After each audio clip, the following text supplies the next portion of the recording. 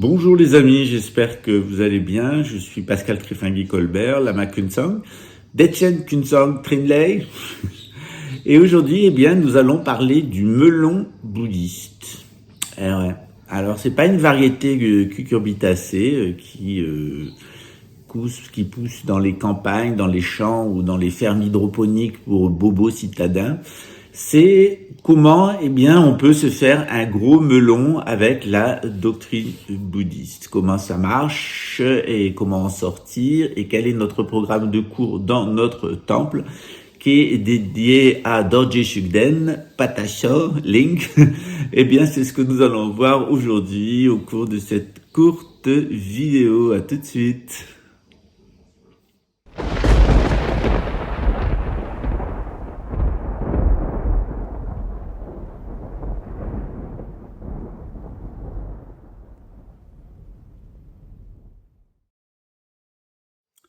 Alors d'abord, qui est Dorje Shugden? Vous savez, dans notre temple, on tourne autour des arts du spectacle, donc on fait des blagues. Pour me moquer de la théorie de la conspiration, j'ai construit 2 pièces de théâtre qui s'appellent Ça conspire à Zion. Pour me moquer des Français, j'avais écrit une pièce qui s'appelait Importado et une seconde qui s'appelait Integrado. Alors c'est des pièces que j'ai écrites, c'est des petits plaisirs d'hommes riches, hein. C'est des petites pièces de théâtre que j'ai écrites pour mon plaisir personnel et que je joue devant un public d'amis qui se tordent de rire. Ça n'a pas de finalité commerciale, ça a juste comme finalité de m'amuser. C'est comme ces vidéos en réalité, et comme ce temple, c'est qu'un amusement. C'est un amusement qui porte des fruits. Quand vous allez au théâtre et que vous vous amusez, que ça vous plaît, que ça vous fait du bien, que ça vous change les idées, c'est à ça que ça sert. Ça sert à se divertir. Et puis souvent, du côté subtil, du côté de notre mémoire, les films qu'on a vus, les pièces de théâtre qu'on a vues, les beaux moments qu'on a passés, ils créent une imprégnation. Et cette imprégnation, elle est extrêmement importante dans le bouddhisme. C'est ce qu'on appelle le mental subtil. Vous saviez qu'il y avait un mental grossier et un mental subtil. Aujourd'hui, je vous l'apprends. Alors, comment ça fonctionne? Dans le bouddhisme, nous avons 3 corps principaux. On n'a pas qu'un corps physique. Aussi moche ou aussi beau soit-il. Ce corps physique, on l'appelle le Nirmana Kaya, comme sur la petite représentation. Ensuite, on a ce qu'on appelle le Shambhogakaya, c'est le corps de jouissance, c'est avoir une vision juste de soi. Voilà, généralement, c'est ce qu'on fait en étudiant son thème astral. Quand je vais faire votre thème astral, Synarchique, je vais vous parler de votre Shambhogakaya pour que vous ayez la vision la plus juste possible de vous-même à partir de vos conditionnements, positifs comme négatifs.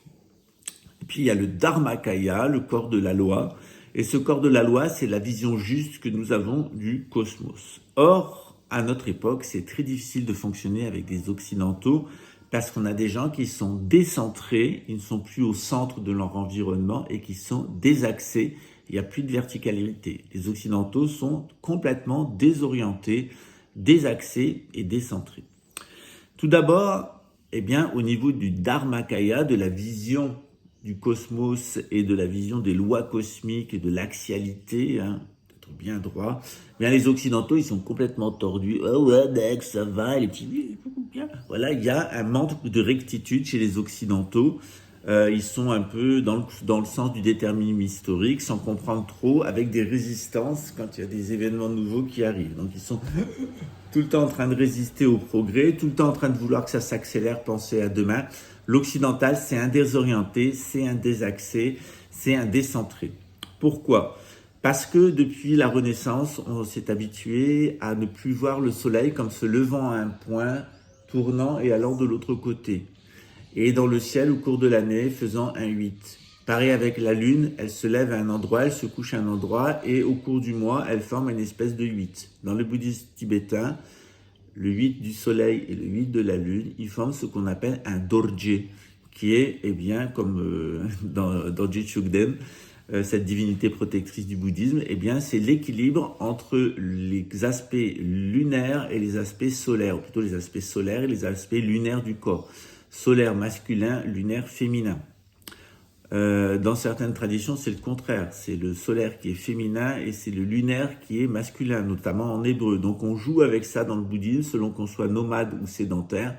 On va jouer avec les 2 nerfs subtils qui sont de chaque côté du corps, solaire et lunaire, pour travailler sur l'axe central, Sushumna Nadi, dans le corps. Il y a Ida et Pingala et Sushumna Nadi, où s'inscrivent les mémoires, les conditionnements. En travaillant sur ces nerfs subtils, on va en garder un, et puis l'autre, on va le rétracter à l'intérieur du canal central, et on va effacer toutes les mémoires pour sortir des conditionnements, sortir du péché. Bien, les Occidentaux, ils voient plus du tout ça. Ils voient la Lune qui tourne autour du Soleil, la Terre qui tourne autour du Soleil, ils voient la Lune qui tourne autour de la Terre, et ils n'arrivent plus à percevoir ces mécanismes à l'intérieur d'eux. Il y a un décrochage. Et quand ils vont essayer de comprendre ce qui se passe à l'intérieur d'eux, ils vont s'intéresser qu'au mémoriel, c'est-à-dire la nature mondaine et pas la nature Bouddha. Ils vont se penser complètement déconnectés de la nature, et les Occidentaux, en règle générale, vont s'intéresser à la psychanalyse freudienne pour comprendre les mécanismes psychologiques, et au New Age pour comprendre les souples subtils, etc., ce qui se passe derrière. Et au niveau corporel, eh bien, les Occidentaux, au niveau du Nirmanakaya, les Occidentaux vont plutôt avoir une vision cartésienne, expérimentale et scientiste. Donc on a des gens dans nos centres qui arrivent, qui sont cartésiens, rationalistes, ils aiment bien l'expérimentation, la science moderne, ils veulent qu'on leur prouve ce qu'on fait scientifiquement, ça nous fait bien rire. C'est à nous prouver à nous que la science existe, qu'elle dit la vérité, on n'est pas sorti de l'auberge. Et ils ont des visions freudiennes, et on parle de complexes, etc. Ça me fait toujours beaucoup rire. Et puis des visions New Age, quand ils présentent le karma, les chakras, etc. C'est pas du tout tel qu'on conçoit les choses dans le bouddhisme et l'hindouisme. Et évidemment, leur vision de l'univers, elle est complètement fausse, en particulier de l'astrologie, puisqu'ils pensent que l'astrologie décrit qui ils sont. L'astrologie, elle décrit qui vous n'êtes pas, c'est-à-dire vos conditionnements. Qui vous êtes, c'est Dieu, votre nature Bouddha. Qui vous n'êtes pas, c'est votre ego mondain. Il est là, mais il n'est pas vous-même. Il n'est pas votre moi ultime.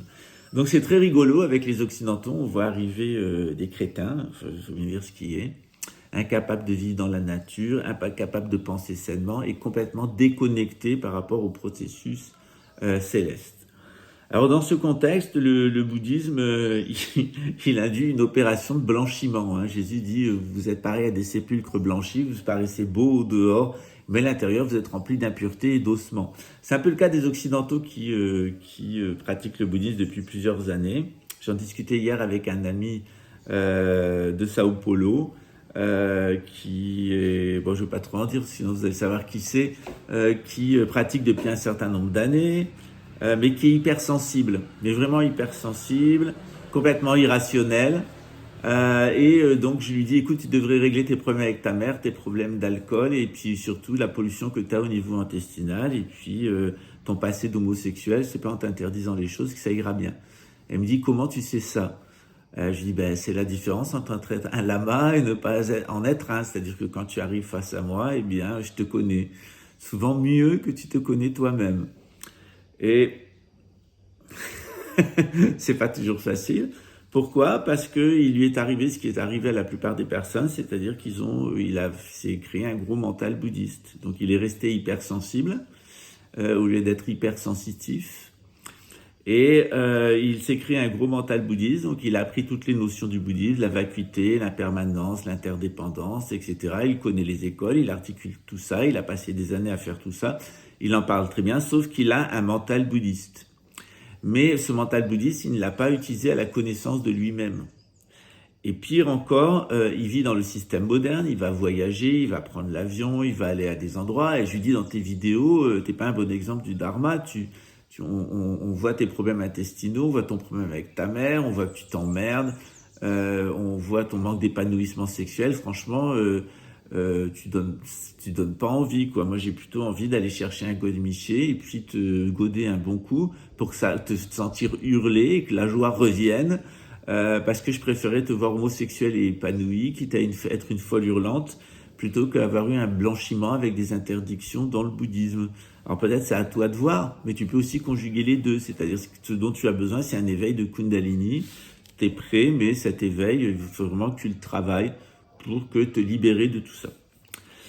Et c'est exactement ce qu'on fait dans notre centre. On n'utilise pas des godemichés, vous inquiétez pas. Encore, si vous voulez en utiliser, vous en utilisez. On n'a absolument rien contre dans notre tradition, puisqu'on est dans une tradition tantrique. Alors, comment est-ce qu'on peut sortir de cet emprisonnement occidental? Eh bien, tout d'abord, il faut changer sa vision. du cosmos. C'est pour ça que tous les cours, je les commence par la vision gnostique, le champ de vitalité, le champ de mémoire, les 5 éléments, le soleil, la lune, les 5 planètes. Et je vous invite à aller voir dans le ciel les 9 positions polaires, les 12 constellations du zodiaque, le disque qui tourne autour de nous. Si vous arrivez à concevoir le cosmos comme ça, vous êtes déjà sauvé au niveau du Dharmakaya. Ça va être beaucoup plus facile pour intégrer la loi du Bouddha, puisque les 12 causes de l'interdépendance, vous allez les trouver effectivement dans les 12 constellations du zodiaque. Les 9 positions polaires, eh bien, ce sont les 9 types de démons ou les 9 types d'ego, notamment les démons royaux, le Jalpo. Et puis, les 6 mondes qu'on trouve dans le bouddhisme, ils correspondent aux 5 planètes du système solaire, plus le soleil et la lune. Et effectivement, on va avoir le jeu des éléments, qui est un jeu des couleurs à travers toutes les tankas. On retrouve les 5 couleurs de base, qui sont le blanc, le vert, le rouge, le bleu et le jaune. Voilà, et en mélange, ce qui permet d'obtenir toutes les couleurs. Ce sont les 5 couleurs fondamentales. Ensuite, eh bien, la deuxième étape, une fois que vous avez intégré cette vision gnostique, c'est de vous expliquer qu'il y a un moi ultime et il y a un moi mondain. Et vous montrer que c'est aussi le jeu des 5 éléments et des mémoires. Quand les 5 éléments sont purs, sans aucune mémoire, sans aucun conditionnement, eh bien, vous allez développer de l'intelligence omniprésente, de la confiance, de la compassion, de la clarté, de l'équanimité. Et de l'autre côté, lorsque vous êtes sous l'emprise des mémoires, plus ou moins, vous allez développer de la pensée duelle, de la volonté, de l'expérience. Vous avez placé votre expérience en premier, du formalisme, et soit de la froideur émotionnelle, soit des poisons émotionnels, des émotions perturbatrices. Généralement, on est entre les deux. C'est comme Nasruddin qui va acheter une voiture avec sa femme. Il sort du garage et sa femme lui dit, tu sais chérie, je crois qu'on s'est fait enfler avec la voiture, on va avoir des pannes. Et son mari lui dit, écoute, on va commencer par voir pour les, Nasruddin, on va commencer par voir pour les clignotants. Si les clignotants marchent, c'est déjà un bon signe, c'est un test, c'est un conventionnement là. Voilà, donc on va se faire cette convention mentale, qui est complètement arbitraire, qui n'engage que nous et qui est complètement stupide, mais on va s'illusionner avec ça. Et donc, il sort la voiture du garage automobile où il a acheté. Sa femme sort de la voiture, elle regarde le clignotant, il met le clignotant, il dit, alors on fait notre test. Sa femme lui dit, oui, vas-y chérie, est-ce que ça marche? Et elle lui dit, oui, non, oui, non, oui, non, oui, non. Eh bien, c'est exactement pareil au niveau du dharma. Vous allez vous créer des conventions mentales, des conventionamentelush et guineguineguinelush qui n'engagent que vous, qui vous illusionnent vous-même. Mais de temps en temps, vous allez vous donner des petits paris pour voir où vous en êtes au niveau de l'éveil, vous faire des petits tests. Ça n'engage que vous, c'est complètement arbitraire. Ça permet d'identifier un peu le flux mémoriel, ce qui n'est pas une bonne chose. Travailler avec le flux mémoriel, c'est toujours une erreur. C'est généralement ce que fait la psychanalyse. Donc, en règle générale, dans les deuxièmes étapes, je vous dépsychanalyse pour pouvoir vous soigner. Parce que tant que vous serez psychanalysé, on ne pourra pas vous soigner. Et vous dénew ageisez. Et puis ensuite, eh bien, on va vous faire entrer dans l'expérimentation des processus subtils avec des initiations, notamment l'initiation de Reiki ou les initiations au Klong, où vous allez connaître les Tsa. Voilà. C'est-à-dire, vous allez connaître l'énergie interne à partir des canaux subtils. Voilà. Alors, il faut savoir qu'entre le domaine du mental ordinaire et le processus subtil, il y a ce qu'on appelle entre les deux le sens interne ou le mental subtil. Et ce mental subtil, c'est lui qui va transmigrer, c'est ce qu'on appelle le flux de conscience. Donc, dans notre temple, on fait ça tous les ans. On donne des cours qui permettent de changer de gnose déjà, pour avoir une autre vision du cosmos qui nous entoure. Ne plus voir l'univers, mais voir le cosmos et voir les mécanismes naturels, et je vous invite à aller les voir dans la nature. Ça, c'est le premier point. Le deuxième point, on distingue bien, grâce au jeu des éléments, le moi ultime et le moi mondain. On va étudier les égotypes, et puis on utilise alors d'abord les distorsions, on reprend confiance dans notre flux énergétique intérieur, on reprend confiance en soi, on s'aperçoit qu'on a un flux mémoriel qui nous conditionne.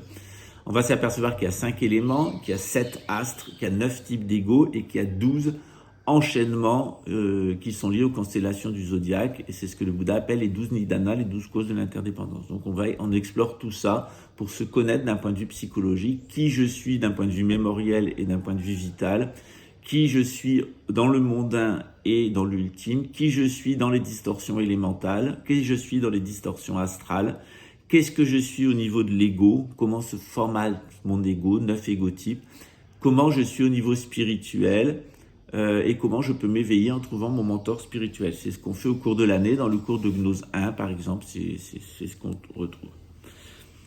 Et puis, il y a évidemment des cours intermédiaires. Alors, les cours intermédiaires, par exemple, pour décrire le monde moderne et en sortir, voir notre conditionnement mental, les mécanismes qui nous enferment dans cette espèce de gros mental d'occidental désaxé, désorienté et décentré. On prend un souffre-douleur. Cette année, on a pris Elon Musk. L'année dernière, c'était Harry Windsor, parce que un est l'antéchrist et l'autre est le faux prophète.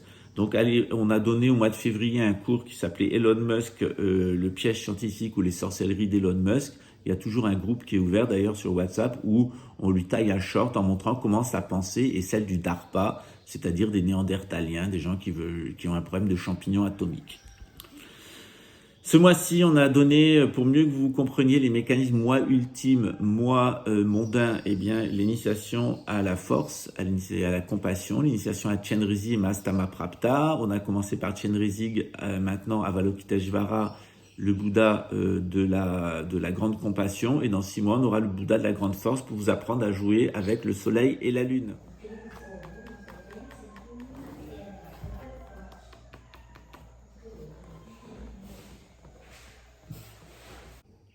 Soli, lunaire. Chenrezig, la compassion, complètement lunaire. Et puis Mahastamaprapta, la force, complètement solaire. On peut aussi inverser, on peut dire Chenrezig complètement solaire, il éloigne la lumière, et Mahastamaprapta complètement lunaire, il stimule la vitalité. Voilà. Il y a toujours des allers et retours dans le bouddhisme. À droite, à gauche, à gauche, à droite, à droite, à gauche, à gauche, à droite, à gauche, à gauche, à gauche, à droite. Nationalisme, socialisme, nationalisme, socialisme. Voilà. Tout le temps, on est enfermé dans ça. Il faut trouver la voie du juste milieu, c'est la synarchie, c'est-à-dire la monarchie. Évidemment, le mois prochain, non c'est ce mois-ci, on va le 30 avril étudier la connaissance de la transmigration. Donc je vais vous expliquer comment ça se passe après la mort dans le christianisme, dans l'hindouisme et dans le bouddhisme. Le christianisme et l'islam, ça se passe de la même façon, le judaïsme aussi. Vous allez comprendre d'ailleurs pourquoi les juifs sont bloqués dans la sphère saturnienne, pourquoi la Kaaba c'est un cube, etc. Et vous allez voir qu'une fois de plus, les conspirationnistes vous racontent à peu près n'importe quoi. Voilà, c'est normal, vous avez 3 stages de désaxement, de la désorientation et du décentrage occidental. Le décentrage rationaliste cartésien, le décentrage irrationnel freudien et New Age, et le décentrage spirituel où vous avez une vision complètement fausse qui est la vision copernicienne ou la vision universelle, qui est une vision complètement fausse du point de vue de l'être humain, puisque l'être humain qui regarde le cosmos comme un univers dans lequel il voyage, il a plus de centre et il est plus au centre. Donc décentré, complètement décentré, l'occidental, désorienté, plus aucun accès à aucune tradition spirituelle, complètement irrationnel, et désorienté et désaxé, c'est-à-dire complètement perdu dans son hypersensibilité, dans ses propres problèmes. La plupart des gens ont sur leur gueule leur mal-être et leur maladie. Voilà, alors essayez de faire un joli visage, on est en bonne santé, on n'a pas de problème psychologique, c'est ce qu'on appelle un Bouddha. Et vous en pensez quoi? Vous voulez continuer à faire la gueule et vous faire du botox et cacher derrière un ego vos blessures narcissiques, ou vous voulez atteindre l'épanouissement et la joie d'être un Bouddha parfaitement réalisé? Ça, c'est à vous de choisir. À bientôt, ciao mes cocos.